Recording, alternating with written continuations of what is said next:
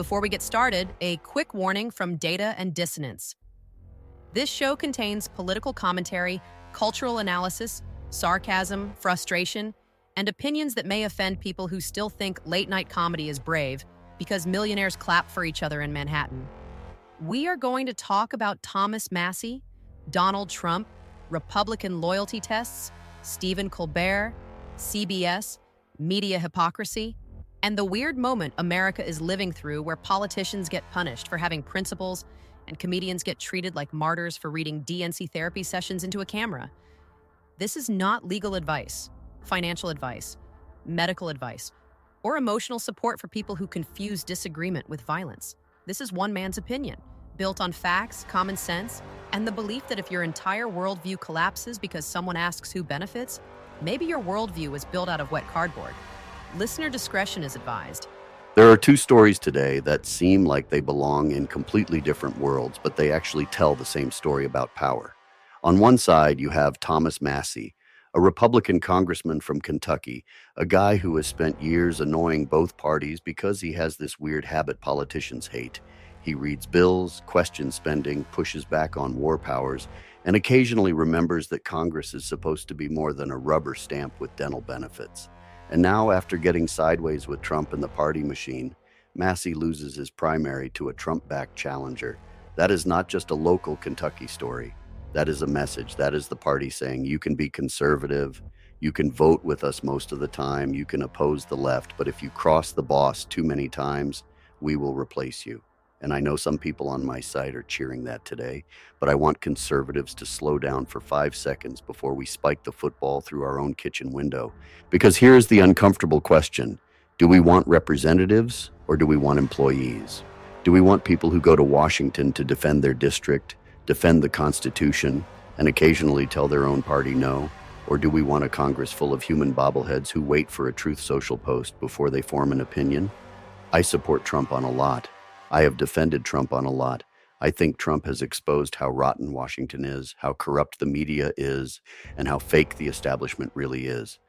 But being a Trump supporter does not mean I turn my brain off and start saluting every political hit job like it came down from Mount Rushmore. Massie has been one of the few Republicans willing to say, hold up, what does the Constitution say? And apparently that is now dangerous behavior in Washington, which is hilarious because that used to be the job description. And then, on the other side of the culture machine, Stephen Colbert's Late Show is taking its final bow. The same media crowd that spent years mocking half the country, calling Trump voters every name under the sun, treating conservatives like zoo animals with Wi-Fi, and turning late-night television into Democratic group therapy with a studio band is now acting like the fall of Colbert is the death of democracy itself. CBS says it is about money.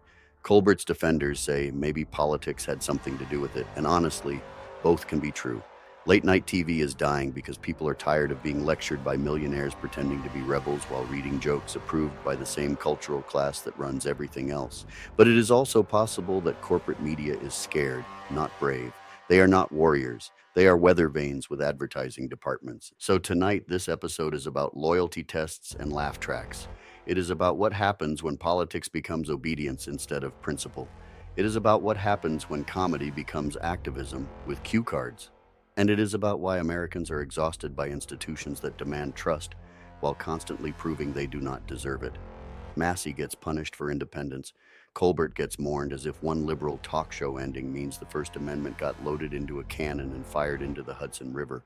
Meanwhile, the rest of the country is looking at grocery prices, gas prices, war talk, corruption, border chaos, and government debt and saying, cool story, but can somebody in power please act like normal Americans exist? Let's start with Thomas Massie because this one is going to split conservatives in a way people do not want to admit. Massie losing his primary is being celebrated by some Trump loyalists as a victory. They see it as cleaning house. They see it as removing an obstacle. They see it as the MAGA base finally punishing someone who would not get in line. And look, I understand the frustration. When Trump is trying to push an agenda, when the left is trying to destroy everything, when the courts, media, bureaucracy, intelligence community, universities, nonprofits, and every blue-haired sociology major with a ring light are lined up against him, it is easy to look at any Republican who resists and say, not now, man. We need unity. I get that. There are times when Republicans absolutely need to stop forming circular firing squads and start acting like they understand the stakes. But unity without principle is not strength, it is submission. And that is where this Massie story gets complicated, because Thomas Massie was not some Liz Cheney style cable news Republican whose entire political brand became getting applause from MSNBC and pretending January 6th was the only event in human history. Massie is not a Lincoln Project grifter sipping white wine while telling CNN panels how brave he is for hating his own voters. Massie is a constitutional conservative. He has been a pain in the backside for leadership because he actually believes spending matters, war powers matter, surveillance matters, and Congress should not be treated like the complaint department for executive orders. That kind of Republican used to be considered valuable. Now he is considered inconvenient. And this is where I think conservatives need to be careful. Because yes, Trump has a mandate from his voters. Yes, Trump reshaped the party. Yes, Trump has shown more fight than most Republicans have shown in my lifetime. But there is a difference between leading a movement and owning every brain inside it. If the conservative movement becomes nothing but loyalty tests, then we are not building a movement. We are building a fan club with tax policy. That is not what made MAGA powerful in the first place. MAGA worked because it challenged the machine. It worked because it said the donors, consultants, media class, war hawks, and corporate swamp do not get to decide everything anymore. But if we replace one machine with another machine and the only rule is never question the leader, then what exactly did we fix? The truth is, Massie represented something Washington hates, a member of Congress who sometimes says no when saying yes would be easier. That does not mean Massie is always right. Nobody is always right. I do not agree with him on everything. I do not agree with anybody on everything because I am not a golden retriever waiting for my preferred politician to throw a tennis ball. But I respect someone who forces the debate. I respect someone who asks why we are spending billions. I respect someone who asks whether Congress actually authorized something. I respect someone who remembers that America first should mean America first, not party first, donor first, lobbyist first, or presidential ego first. And that is the part some conservatives do not want to wrestle with. If America first is real, then it has to survive disagreement. It has to survive people inside the movement saying, oh, hold on, slow down, prove it, show the numbers, explain the authority. If asking questions makes you disloyal, then we have learned absolutely nothing from the people we criticize. We mock Democrats for treating dissent like heresy. We laugh when the left cancels people for not repeating the exact approved sentence structure. We point at liberals and say, look at them, they cannot handle independent thought. And then one Republican says no to Trump, and half the right starts acting like the man spray painted Marx quotes on the Lincoln Memorial. That is not strength. That is insecurity wearing a red hat. Now, I know some folks will say, but Artie, Massie got voted out. That is democracy. And yes, absolutely it is. His district had the right to choose someone else. Primaries are not coronations. Nobody is owed a seat. If voters wanted Ed Galrain, that is their call. I am not saying the election was illegitimate. I am not saying voters did not have the right to make that decision. What I am saying is that the meaning of the decision matters.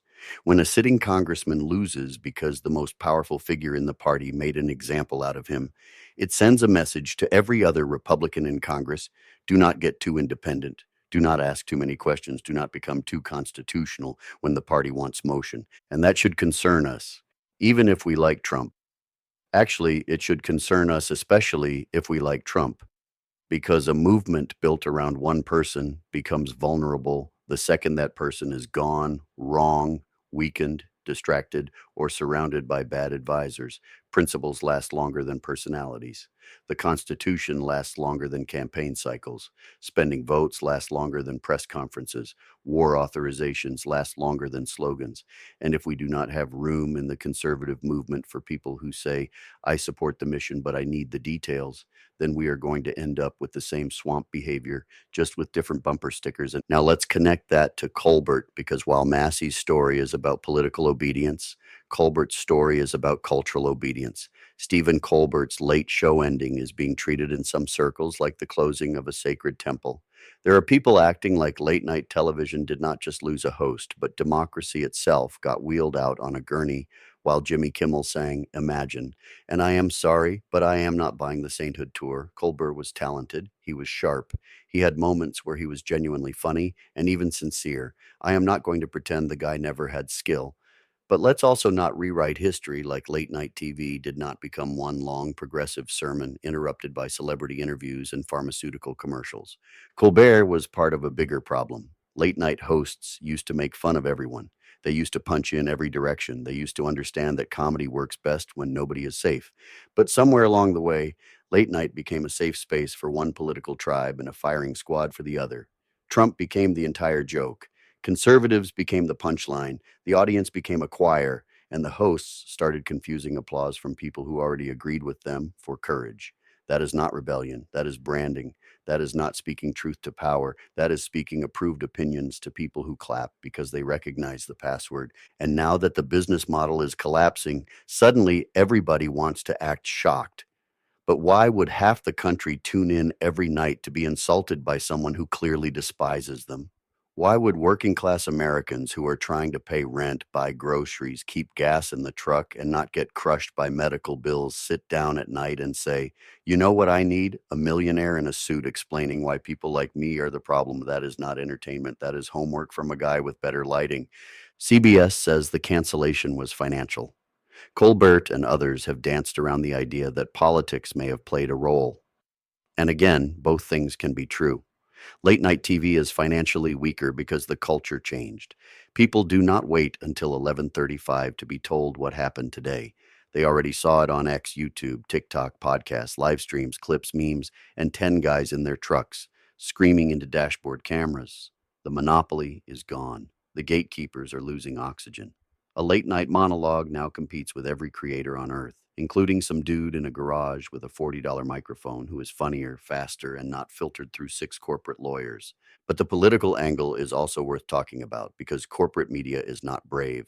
These networks love to posture as defenders of democracy until a merger, lawsuit, FCC issue, advertiser panic, or shareholder meeting shows up. Then suddenly all that brave resistance gets real quiet. That is what drives people crazy.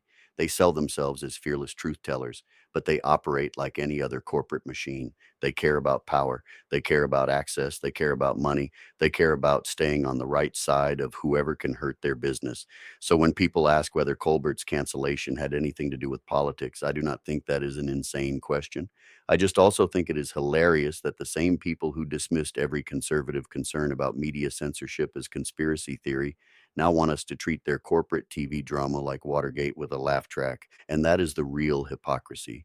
When conservatives were getting throttled online, mocked, banned, demonetized, shadow buried, smeared, or labeled dangerous for opinions that later turned out to be at least debatable, we were told private companies can do what they want.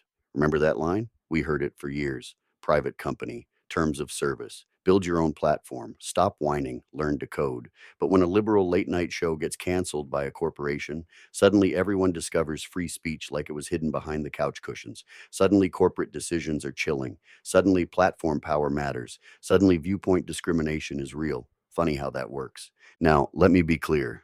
I do not want Colbert censored. I do not want government pressure deciding who gets to be on TV. I do not want presidents, regulators, bureaucrats, or corporate cowards determining comedy based on political convenience.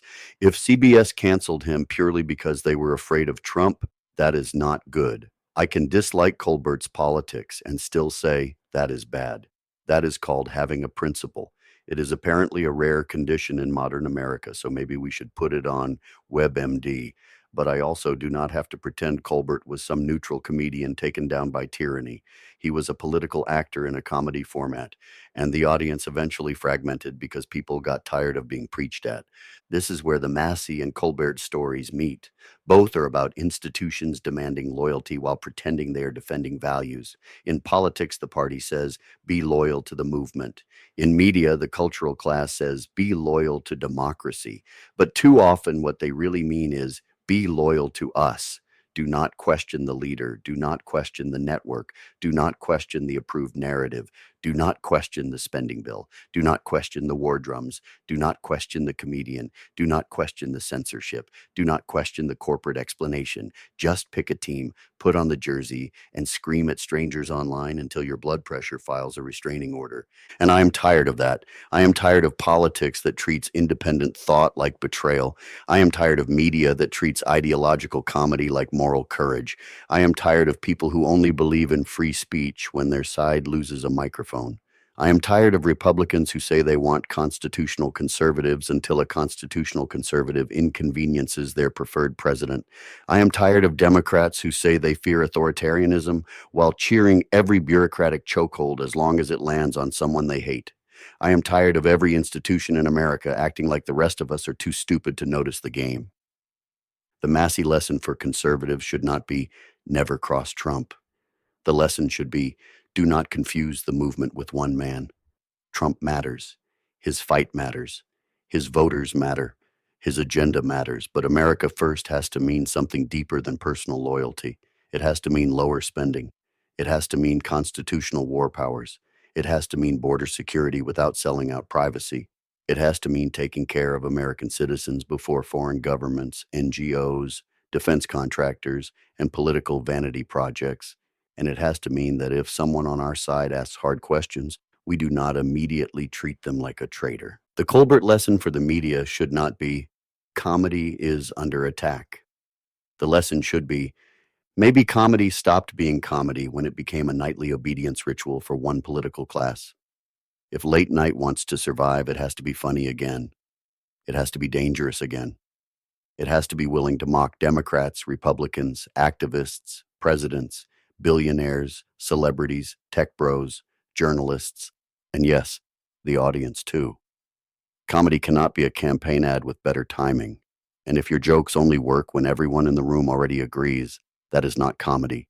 That is a staff meeting with applause. And for regular Americans, the lesson is bigger than both stories. Stop outsourcing your brain. Stop letting politicians tell you who you are allowed to respect. Stop letting comedians tell you who you are allowed to laugh at. Stop letting media companies decide what counts as truth based on which corporate merger needs approval. Stop letting parties turn every issue into a loyalty test. You can support Trump and still believe Massie had value. You can dislike Colbert and still oppose political censorship. You can be conservative and still demand accountability from conservatives. You can be anti-left and still refuse to become everything you mocked. That is the lane I think more Americans are trying to find right now. Not the fake middle where people pretend both sides are always equally wrong because they are scared to take a position.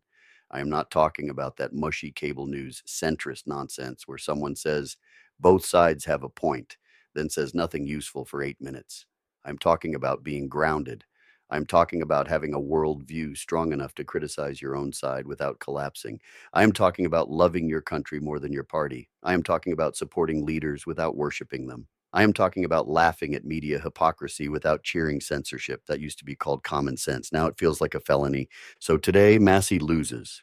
Colbert exits. The right argues about loyalty. The left cries about media suppression. The networks count money. The politicians count votes. The consultants count donor checks. And normal Americans count what is left in their bank account before payday.